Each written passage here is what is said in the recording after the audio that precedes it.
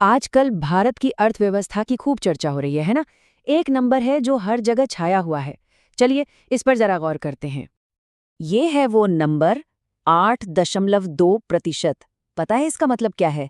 इसके साथ भारत दुनिया की सबसे तेजी से बढ़ने वाली बड़ी अर्थव्यवस्था बन गया है।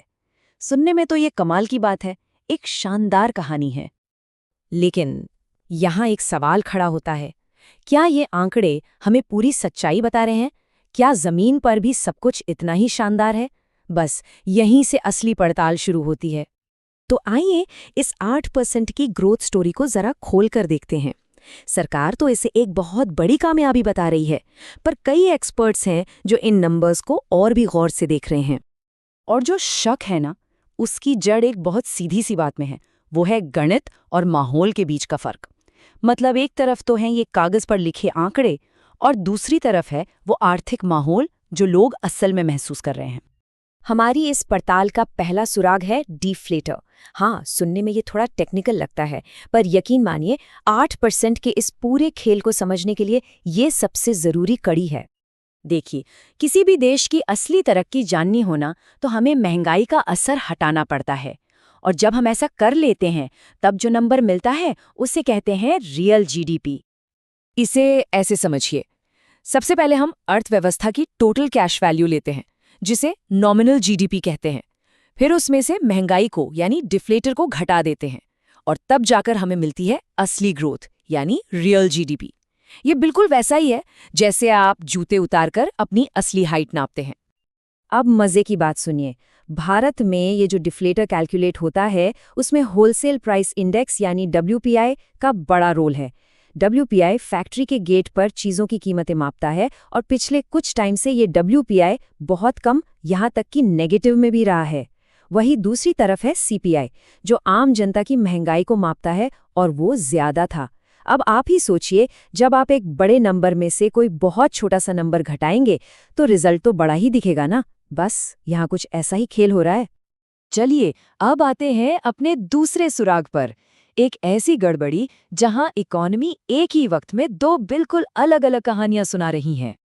देखिए, किसी भी इकोनॉमी को नापने के दो मेन तरीके होते हैं। एक, इनकम साइड, मतलब देश के खेतों, फैक्ट्रियों और सर्विसेज में कुल कितना सामान बना और कितनी सेवाएं दी गईं। और दूसरा है एक्सपेंडिचर साइड, मतलब लोगों ने, कंपनियों ने और सरकार ने मिलकर कुल कितना खर्च किया। अब कायदे से तो ये दोनों एक ही सिक्के के दो पहलू हैं, बराबर होने चाहिए। लेकिन जरा इस चार्ट पर नजर डालिए, फर्क सच में हैरान करने वाला है। एक तरफ प्रोडक्शन साइड 8.2% की ग्रोथ दिखा रही है, लेकिन दूसरी तरफ खर्च करने वाली साइड सिर्फ 4.5% पर अटकी हुई है। तो सवाल तो बनता है कि अगर लोग और कंपनियां सिर्फ 4.5% की रफ्तार से खरीदारी कर रहे हैं, तो फिर देश में 8% की रफ्तार से ये माल बन किसके लिए रहा है? तो ठीक है, अब इन टेक्निकल नंबरों की दुनिया से बाहर निकलते हैं और ज़मीनी हकीकत पर आते हैं। मतलब गणित से माहौल की तरफ चलते हैं।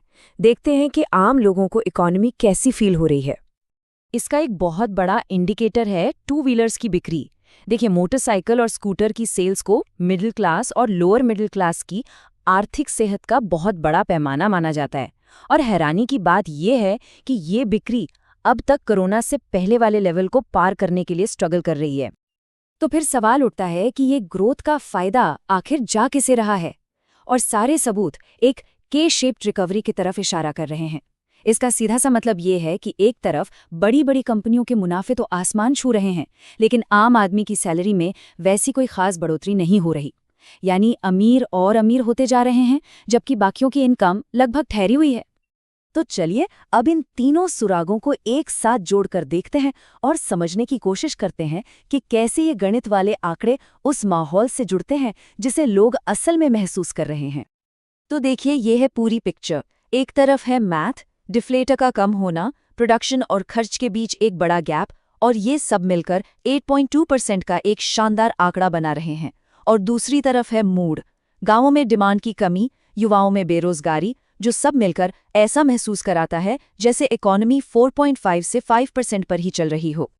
तो असल में जो सबसे बड़ा मुद्दा है ना, वो यही है, जो ऑफिशियल ग्रोथ की कहानी बताई जा रही है और जो लोगों का असल आर्थिक अनुभव है, उसके बीच का ये गहरा फासला। ये बहस सिर्फ नंबरों की नहीं है, बल्कि इस बात की है कि ये नंबर आखिर कहानी किसकी बता रहे हैं। तो आखिर में सवाल यही बचता है, क्या ये 8% का आंकड़ा एक स्टैटिस्टिकल मास्टरपीस है या फिर एक मैथमेटिकल मिराज? इसका जवाब शायद इन दोनों के कहीं बीच में ही छिपा है।